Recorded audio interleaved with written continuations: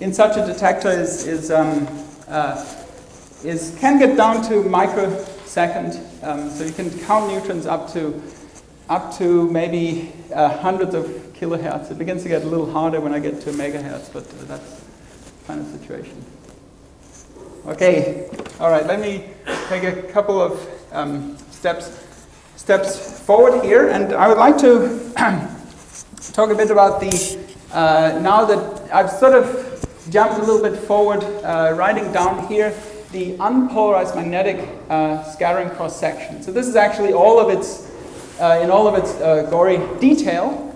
So this is the partial differential scattering cross section, and I'm thinking about interacting with a material which is consists of atoms that are magnetic, and these atoms have a spin associated with them, which I'm going to associate with that a spin operator. This is the alpha component of that operator, and I have different sites on the lattice L and L prime, and I have a time variable as well. So these are time-dependent operators, and I've gone into the interaction picture. And so this is the thing that I'm actually measuring in my Newton scattering cross-section. It's a 2-point correlation function in space because of L and L prime, and in time because of t here. And I'm Fourier transforming in time, and I'm Fourier transforming in space. So if you just think about what does magnetic Newton scattering measure, then it's the 2-point correlation function. Okay, it's the Fourier transform of it. That's all of this stuff. And I'm going to always be measuring in terms of momentum transfer Q, which will be incident wave vector minus scattered wave vector. Right. So I'm going to have this will be my incident wave vector, and then I'm going to scatter off to this direction, for example. And if I subtract these two wave vectors from each other, then I'll have this will be my wave vector transfer. Q equals to Ki minus Kf.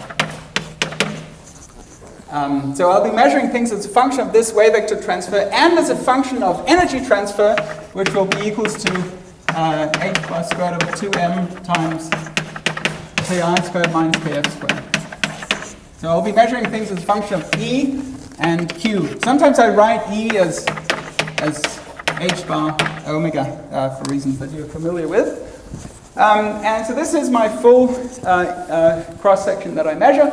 Now there are a couple of additional kind of factors that show up that I'd like to illustrate. There is this thing up here, which is, we typically call that a polarization factor. And this arises due to the dipole nature of the interaction between the Newton magnetic dipole moment and the electron spin, essentially.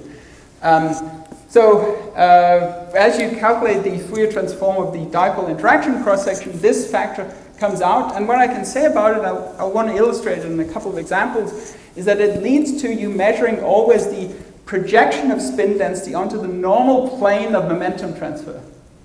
So momentum transfer will be very alive in our experiments, and you always have to think of the perpendicular plane to momentum transfer. You're measuring the projection of spin density onto that plane. And we can really use that to learn about materials without needing to polarize the neutrons. They carry with them, because of it being a dipole-dipole interaction, this anisotropy in terms of their sensitivity to the dipole moments in the material.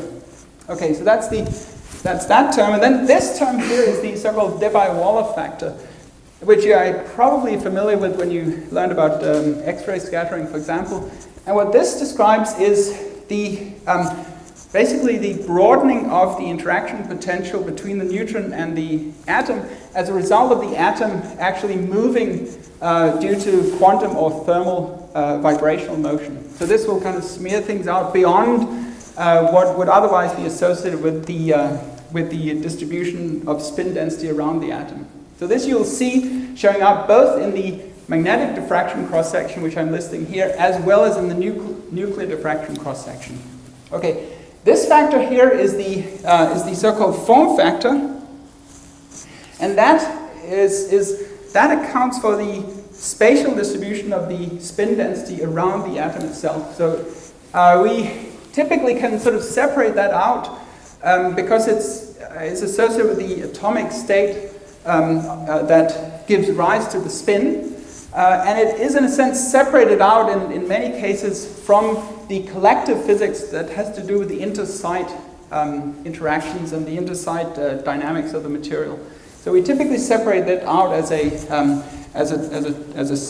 term that we call the form factor. Okay. All right. So then that was the full inelastic cross-section, and now I want to look at the just the elastic part of that cross-section.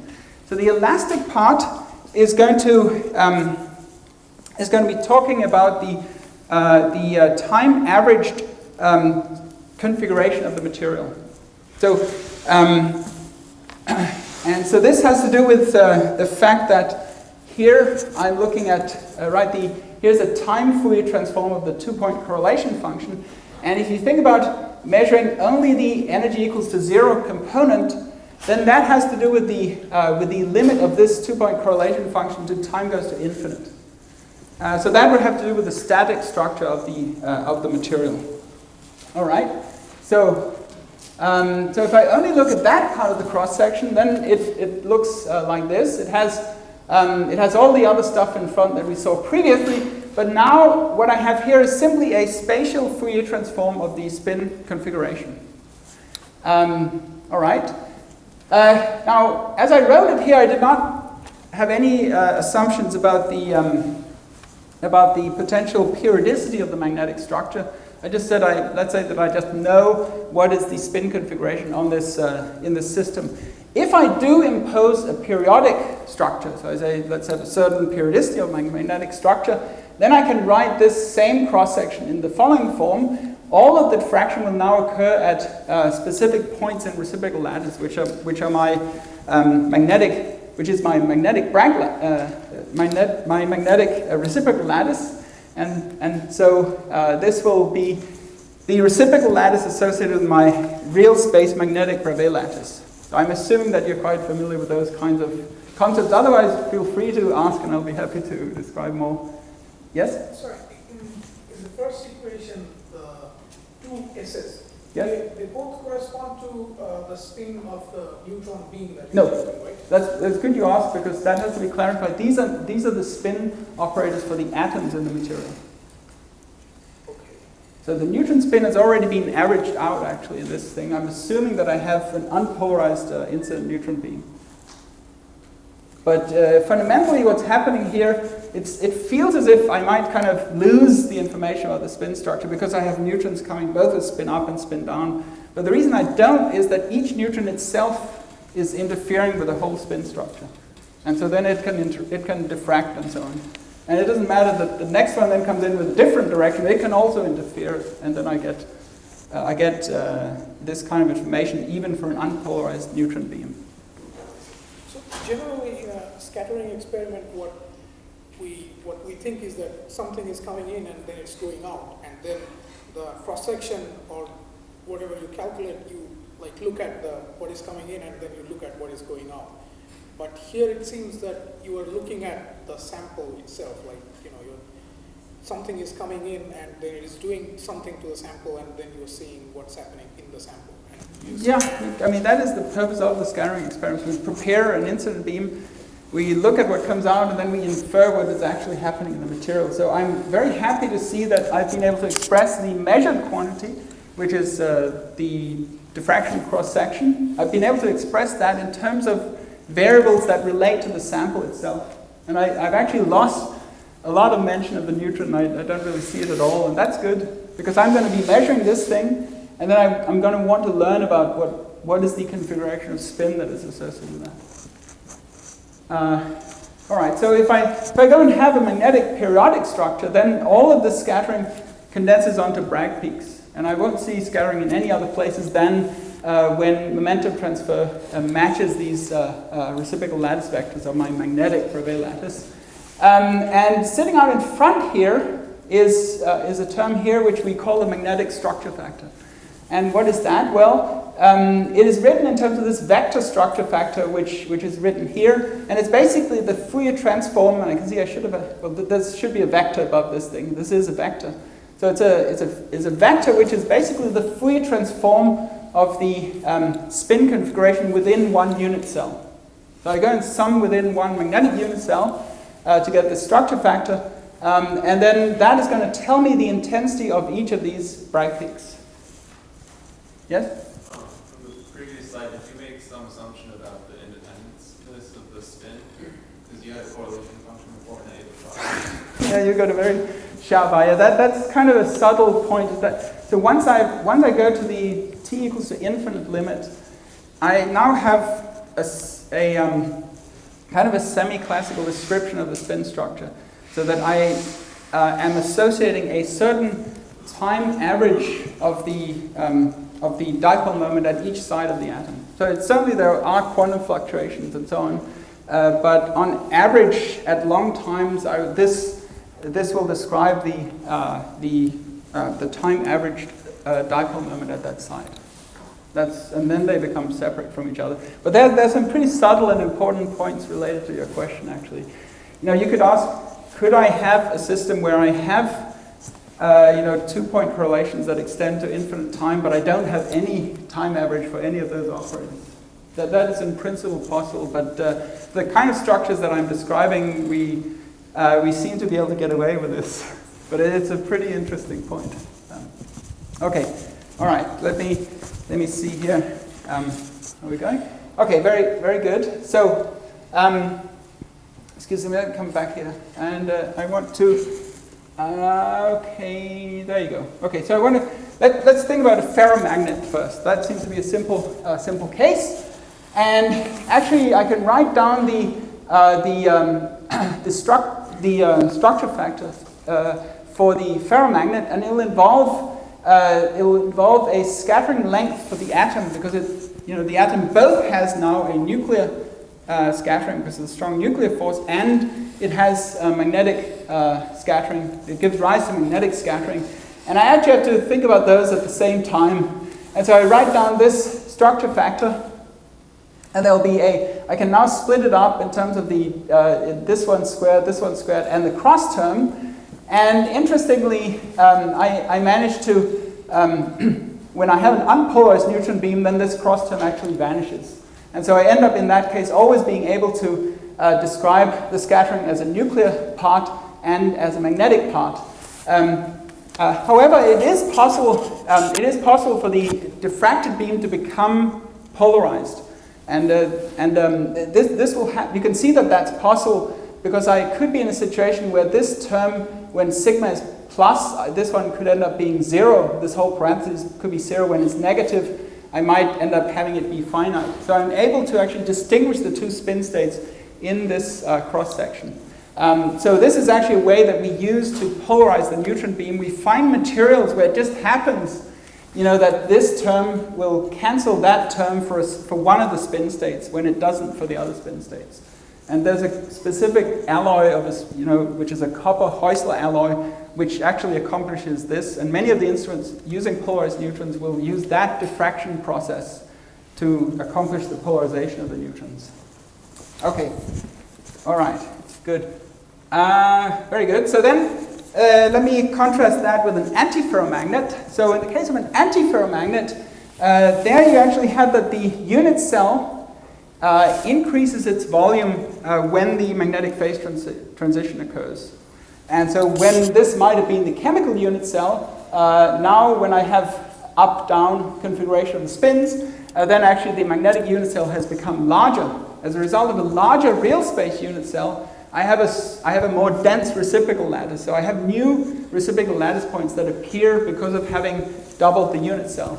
And this is illustrated here in this sketch of reciprocal space, where the black points are to indicate nuclear Bragg peaks, and the yellow points are magnetic Bragg peaks that appear as a result of this ordered magnetic structure.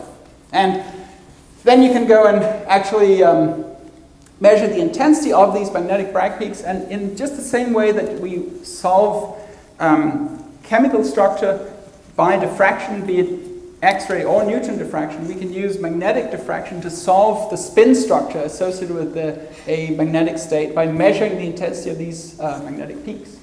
So the location of the magnetic peaks will tell me the size of the unit cell, and their intensity will tell me what's inside the unit cell. And all of this is developed to a pretty advanced level, and we won't really be able to kind of go into much detail regarding that.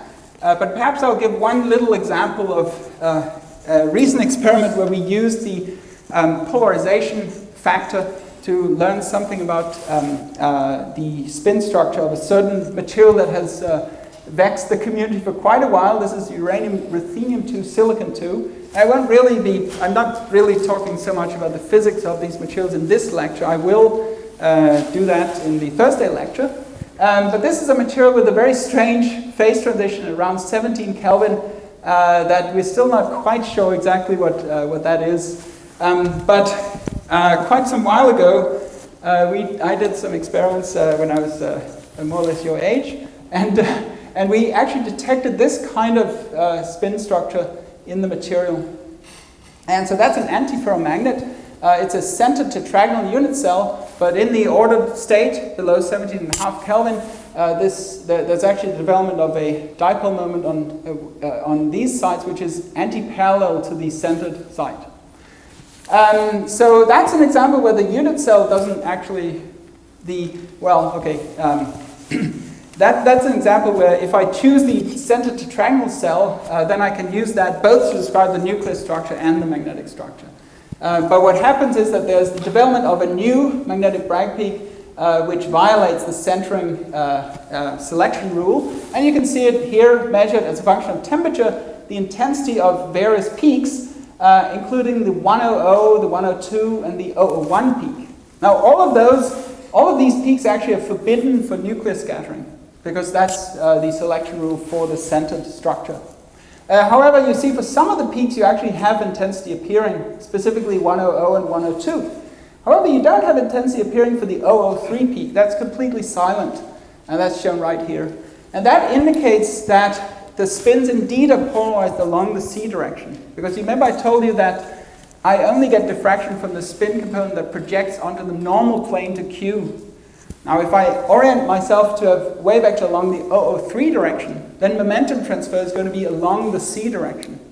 And since I didn't see any intensity coming at all for the 003 peak, it means that there can be no spin component projected in the normal plane to the C direction. That would be the basal plane. So that means that I can actually, from this experiment, say that there's very little of this stuff here in this structure at all. And we could place a limit actually less than 1 milli-μb, and that was able to extinguish the hopes of some of our dear friends from Rutgers University who had predicted that there would be this kind of transverse spin configuration coming along with the longitudinal configuration. So it's an example of using this polarization factor to answer a question that was in the community.